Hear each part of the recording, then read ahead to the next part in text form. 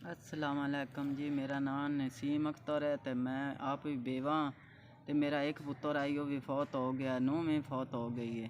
4 बच्चे न ओदे, एक बच्चा है तो 3 बच्चियां न, 2 मैं दरस छड़ छड़े न ते 2 मेरे कोल नहीं है। ते तेरा मेरा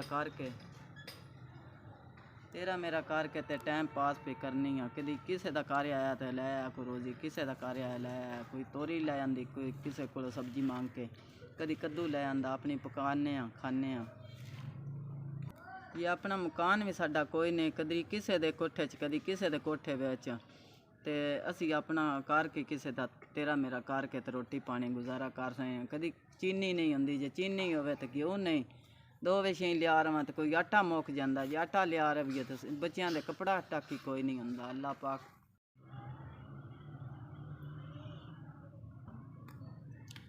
मेरे सोहने पुत्रा 10,000 रुपया दवाडा गलिया है, मैंने मिल गया है।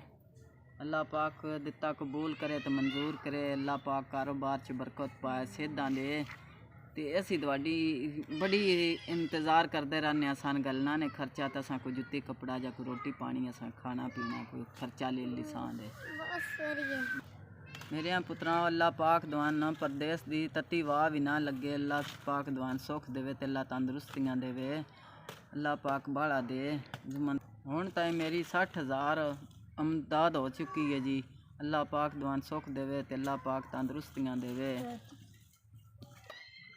चाची शुक्रिया, चाची जी शुक्रिया, चाची जी शुक्रिया।